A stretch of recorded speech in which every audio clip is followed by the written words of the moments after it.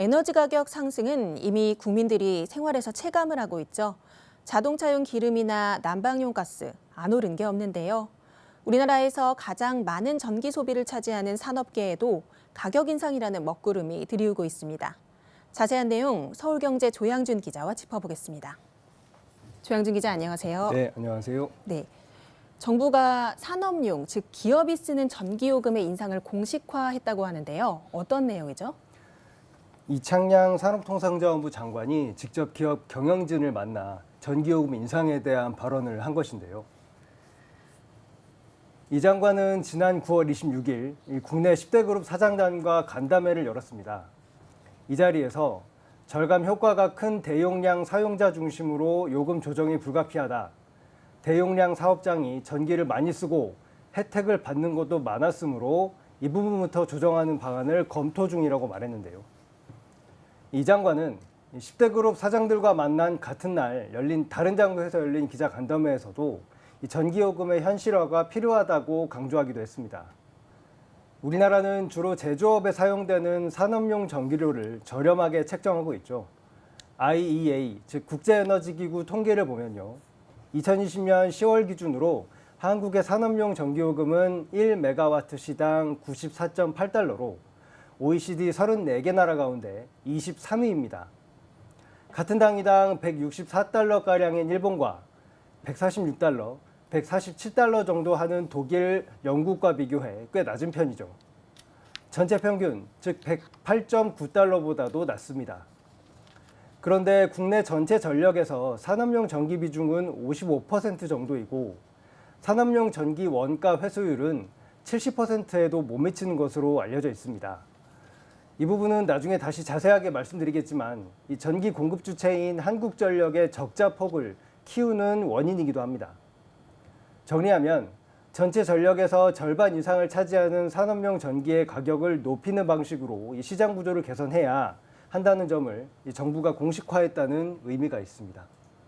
네, 그 산업용 전기요금 인상에는 아무래도 최근 세계적인 에너지 가격 급등이 원인을 미친 것으로 분석되는데요. 우리도 그 영향권에서 자유롭지 않으니까요. 맞습니다. 러시아의 우크라이나 침공 이후 에너지 가격이 급등하고 있다는 점은 다시 더 이상 설명드릴 필요는 없을 것 같고요. 또 하나 이 산업용 전기요금 인상이 가지는 또 다른 어떤 부분을 찾아보자면 고통 분담이 있을 것 같습니다. 이 횡재세라는 것 들어보셨을 텐데요. 세계적인 고유가 시대를 맞다 보니 상대적으로 석유 기업들은 예전보다 더 많은 이익을 얻게 됐죠. 특별히 사업을 더 잘한 것은 아니지만 가격 상승으로 얻은 막대한 규모의 이익, 즉 횡재한 것에 대해 각국 정부가 세금을 매긴다는 것이 바로 횡재세인데요. 이 영국과 독일 등 선진국들은 횡재세를 도입해서 에너지 비용 상승으로 경제적 피해를 입고 있는 서민들을 지원한다는 방침이고요. 특히 횡재세는 국제사회에서 컨센서스처럼 자리 잡는 모양새입니다. 안토니오 구테우스 유엔 사무총장은 지난 9월 20일 우크라이나 위기로 세계가 에너지 위기에 처했다면서 모든 선진국들의 화석연료 회사들의 횡재에 대한 세금 부과를 촉구한다는 연설을 하기도 했죠. 중간 설명이 조금 길었습니다만 산업용 전기요금 인상도 에너지난에 따른 기업의 역할 측면에서 볼 수 있다는 것입니다. 그동안 대기업들을 비롯해 기업들이 경제 성장을 이끌어갈 수 있도록 국가가 저렴한 전기를 공급하는 혜택을 제공해 왔는데 지금처럼 위기 상황에서는 이게 맞지 않는다는 것입니다.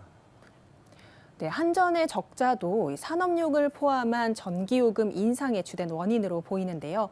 이 한전이 채무 불이행, 즉 디폴트에 빠질 수 있다는 우려도 제기되고 있다고요. 한전이 유가급 등으로 연료비가 치솟으면서 올해 30조 원, 많게는 40조 원에 가까운 순손실을 거둘 수 있다는 전망이 나오고 있는데요. 이렇게 재무 구조가 나빠지면서 한전이 자금 조달을 제대로 못하게 되는 것 아니냐, 이런 분석이 나오고 있는 겁니다. 한전은 주식으로 자금을 조달하기도 하고 채권, 즉 회사채를 발행해서 이를 통해 필요 자금을 융통하고 있기도 하죠. 최근 한전이 계속 적자를 보고 있어서 회사채를 많이 발행해 왔는데 이 규모가 올해 연말이 되면 70조 원으로 불어난다고 합니다. 이는 현재 한전의 회사초 발행 한도인 30조 원의 2배가 넘는 액수입니다. 회사가 감당하지 못할 정도로 부채, 즉 빚이 많아지면 당연히 회사채 발행 한도는 대폭 하향 조정이 되어야 하겠고요. 이렇게 되면 한전이 더 이상 채권을 찍어내지 못하게 되는 것뿐 아니라 그동안 져왔던 빚을 상환하지도 못하게 되는 말 그대로 부도 상태가 되는 것입니다. 한전의 부도는 최악의 경우 국민이 전기를 쓰지 못하게 되는, 그러니까 전기가 갑자기 끊기게 되는 상황으로 이어질 가능성이 있다는 얘기겠죠.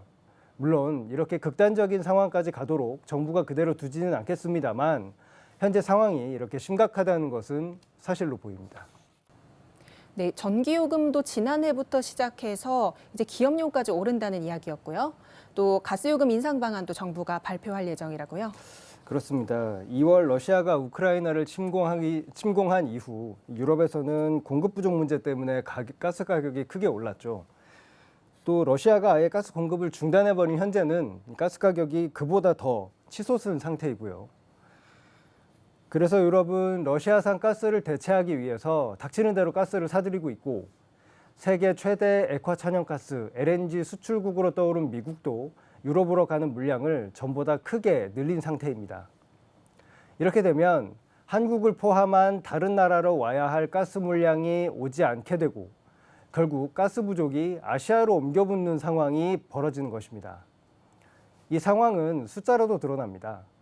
동북아 지역 LNG 가격 지표인 일본 한국 가격 지표 JKM 선물 가격은 지난 8월 말 현재 단위당 53.95달러로 1년 전보다 200% 가까이 올랐습니다. 이렇게 되면 도시가스 요금도 당연히 올라야 하겠죠. 그러나 가스, 전기요금 같은 공공요금 인상은 아시는 것처럼 매우 민감한 문제이고요. 또 우크라이나 전쟁이 터지기 바로 직전까지만 하더라도 전 세계는 코로나19와 싸우던 중이었고 한국도 방역 규제에 큰 손실을 입은 소상공인과 가정을 지원하기 위해 가스요금 납부를 일부 면해주거나 납부 시기를 늦춘 바 있습니다. 또 원자재 가격이 인상됐지만 소비자 요금에 제때 반영이 안 되는 문제도 있고요. 이런 요소들이 쌓인 영향으로 가스공사의 미수금은 현재 5조 원이 넘는 것으로 집계됐습니다. 네, 정말 말 그대로 에너지 위기가 찾아온 것인데요. 국민들의 피해도 커질 수밖에 없겠죠. 말씀드렸다시피 전기 가스요금 같은 공공요금 인상은 가뜩이나 팍팍한 서민 경제에 부담이 될 수밖에 없고요. 이것뿐 아니라 정부에서는 현재 전체적인 에너지 소비를 줄이는 에너지 절약 캠페인도 검토하고 있습니다. 말 그대로 에너지 위기인 만큼 일반 소비자들도 고통 분담을 해야 한다는 의미인데요. 이 눈을 해외로 돌려보면 다른 나라들도 에너지 절약 캠페인에 나선 상태이죠. 에너지난, 또 기후변화로 인한 이상 고온 등이 겹치면서 온수를 쓰는 샤워도 제한한다는 해외 뉴스 보신 기억 있으실 겁니다. 이 난방용 에너지가 많이 필요한 겨울이 다가오고 있다는 점도 상황을 더욱 심각하게 만들고 있는 요인이기도 한데요. 세계적인 에너지 위기 여파가 이제 한국 가정까지 파고드는 모양새입니다. 네, 말씀하신 것처럼 에너지 위기가 심각한 만큼 모두가 힘을 합쳐 극복해야 할 과제가 아닌가 싶습니다. 네, 조양준 기자 오늘 얘기 여기까지 듣겠습니다. 고맙습니다. 감사합니다.